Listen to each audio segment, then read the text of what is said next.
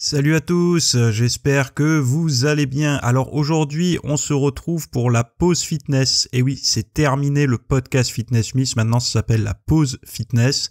Et c'est pour ça que je voulais faire ce petit épisode bonus pour vous parler un petit peu de ça. Alors la première chose, c'est que j'en avais un petit peu marre en fait d'avoir un podcast qui les gens ils peuvent pas en parler autour d'eux parce que le nom était pas forcément très simple à retenir.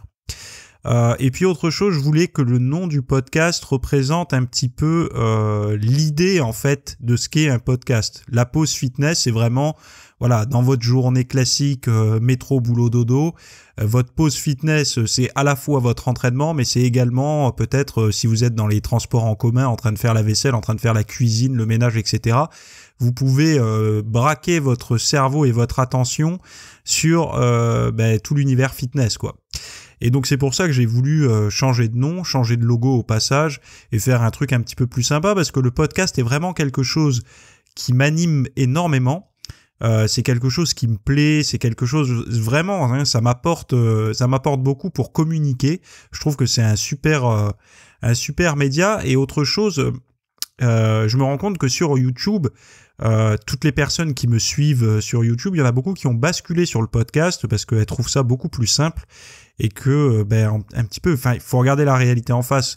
YouTube, c'est devenu un petit peu très très compliqué de trouver quelque chose d'intéressant.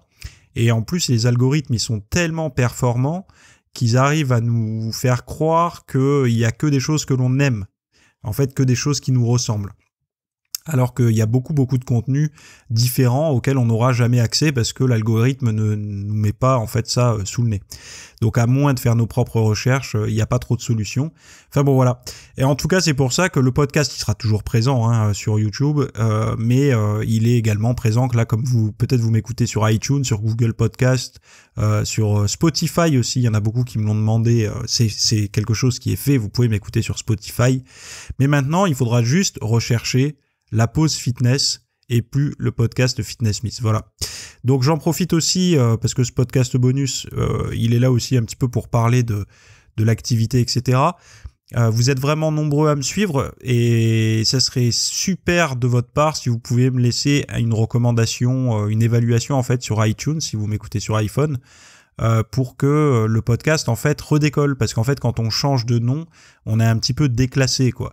Donc il faudrait juste pour les plus sympas d'entre vous qui profitent du podcast chaque semaine, je vous demande pas d'argent, je vous demande juste de mettre cette petite évaluation, ce qui pourrait me permettre de remonter un petit peu dans le classement. Voilà. Terminé de clémender. Qu'est-ce que j'ai... Alors aujourd'hui, ce que j'ai fait, c'est que j'ai mis en place quelque chose pour les VIP, tous ceux qui sont inscrits à l'espace membre VIP.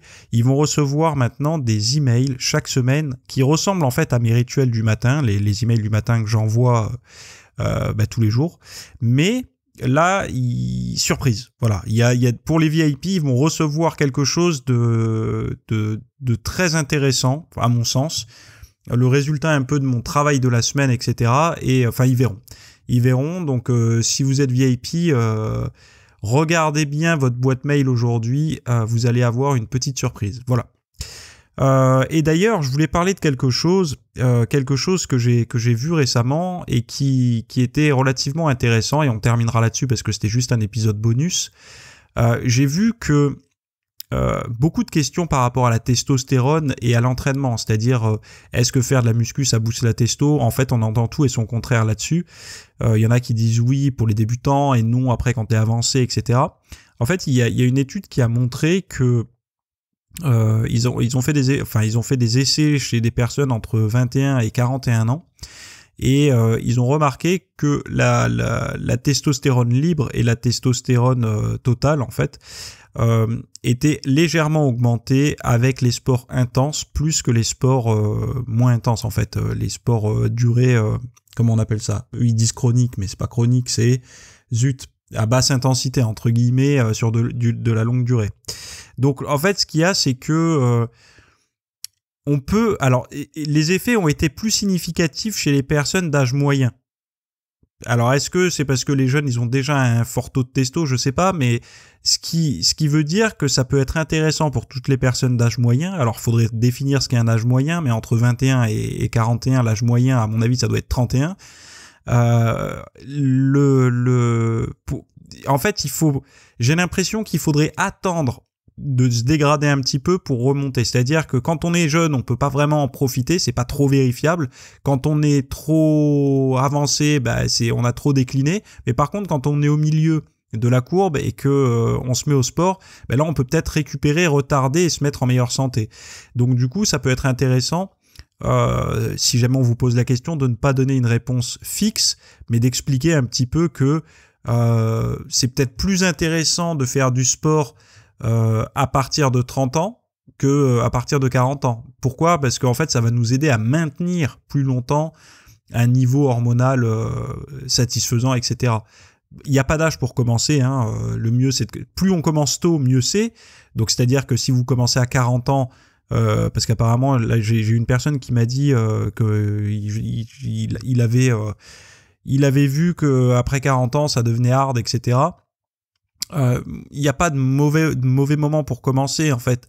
Si vous voulez commencer à 40 ans, à 50 ans, à 60 ans, ça posera pas de problème. Ça sera toujours mieux que de rien faire et vous pourrez progresser.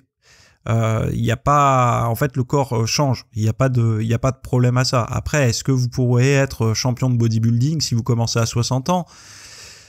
Là, on peut rêver. Il y aura peut-être des personnes qui y arriveront. Ce sera certainement plus dur qu'à 20 ans. Voilà. Et j'aime pas, ça sera pas moi. Je vais pas vous donner, en fait, des choses. Je vais pas vous mettre des barrières. C'est pas moi qui vais vous mettre des barrières parce que pour moi, la naïveté, c'est quelque chose d'important et c'est un synonyme de confiance en soi pour moi. Donc voilà, ça c'est mon point de vue.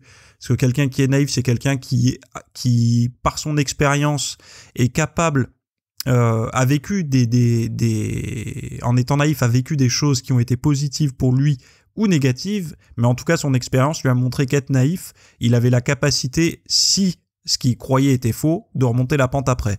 Donc pour moi, donc du coup, ce qui est une preuve de confiance en soi.